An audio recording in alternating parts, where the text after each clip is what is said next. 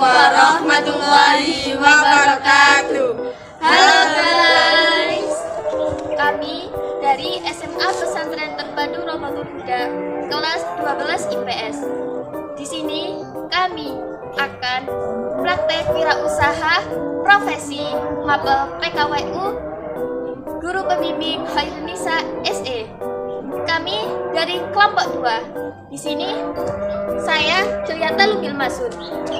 Saya Ritma Rati. Saya Aisyah Bukhari. Saya Naila Akmaladina Azahra. Saya Siti Khadijah. Saya Zulfatul Ulia. Saya Nur Adimi Formuala. Saksikan kegiatan kami.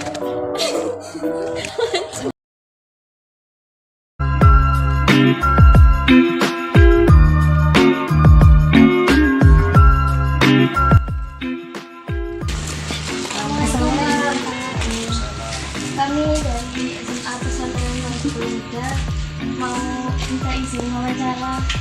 Oh iya, silahkan, boleh silahkan. Ya, untuk praktek wirausaha profesi kami di pos PKWU. Oh iya, boleh silahkan Mbak. Bisa langsung wawancara Pak. Boleh, bisa monggo. Selamat siang Pak.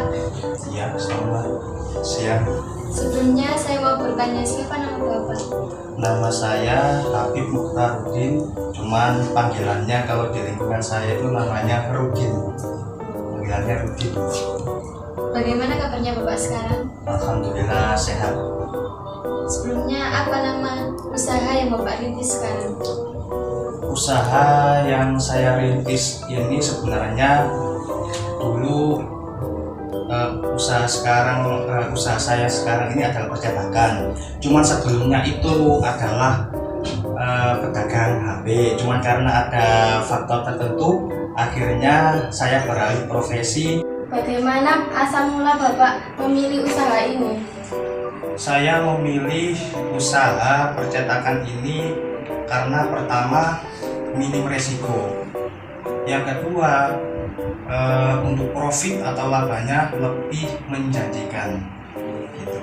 Makanya saya memilih profesi ini, dan profesi ini lebih mudah dilakukan daripada usaha yang lain. Siapa saja yang mau mengelola usaha ini? Untuk yang mengelola usaha ini masih saya sendiri dan kadang dibantu istri saya. Dari mana Bapak bisa mendapatkan alat-alat untuk jasa ini? Saya mendapatkan peralatan percetakan ini yang pertama dari peralihan usaha saya yang dulu. Saya jual semuanya, terus kemudian saya belikan alat percetakan termasuk komputer, print, dan mesin laser. Bagaimana Bapak menentukan harga jual? Saya menentukan harga jual, yang pertama saya melihat pasar dulu. Yang kedua, saya melihat bahan bakunya. Setelah itu, bahan baku ini bisa membuat seberapa banyak produk yang dijual. Akhirnya dari jumlah produk yang dapat dijual tersebut dibagi dengan hasil penjualan, sehingga muncul yang namanya harga pokok yang bisa dikatakan harga yang dijual di pasaran. Dari mana modal yang didapatkan?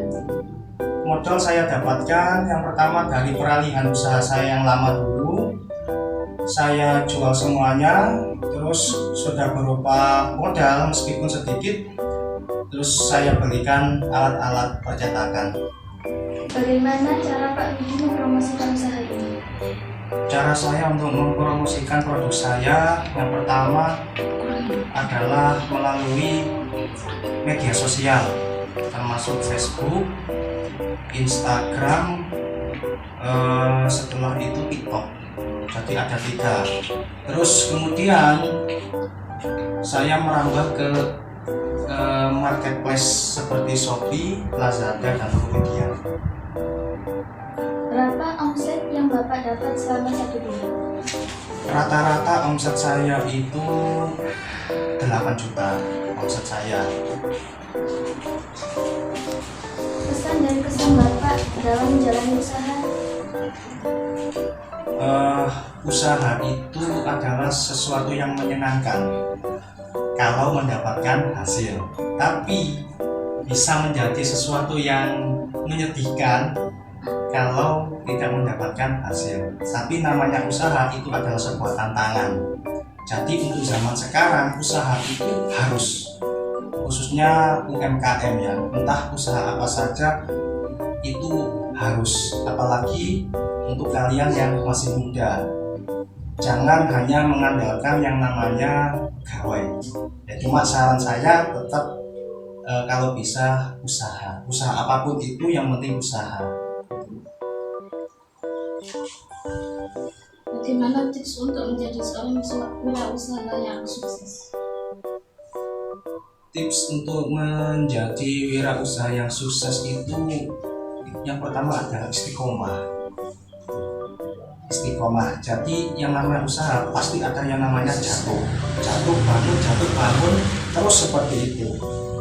Tentunya harus juga dipelajari apa sebabnya rugi, itu harus dipelajari sehingga muncul yang namanya hasil, dan itu terus dilakukan namanya istiqomah terus menerus gitu sampai menemukan hasil yang gimana ya, yang enak lah gitu.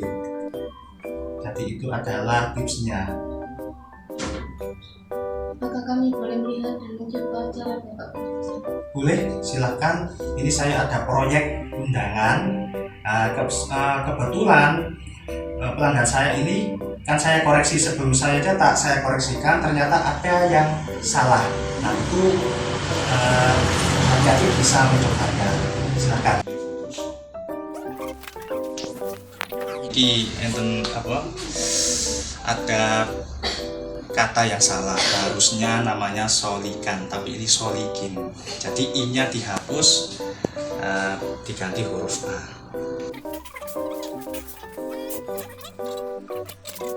Jadi namanya kalau membuat undangan bisa pakai aplikasi Photoshop, cuma kadang ada yang menggunakan Corel. Kalau Corel itu lebih lebih rumit, cuman kebiasaan saya menggunakan Photoshop. Dan sekarang kan zamannya IT, ada yang namanya internet, semua template, ini namanya template ya, template, semuanya ini template, termasuk ini namanya teks. Kalau teks bisa dibuat sendiri menggunakan font kan bervariasi,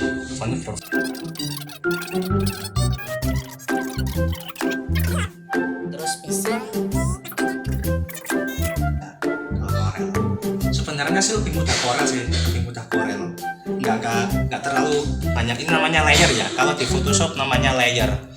Nah sulitnya Photoshop itu kalau terlalu banyak layer, jadi harus tahu layer seperti ini ya. Boleh saya tahu hasil dari Bapak? Oh bisa, boleh ini. Nah ini saya coba cetak satu ya. Ini saya menggunakan kertas jasmine itu termasuk jenis kertas premium, ada efek glitter kelip. Nah ini namanya kertas jasmine dan harganya bisa dibilang lebih mahal dibanding kertas BC. Kertas BC itu kertas Manila, kertas biasa cuma lebih tebal.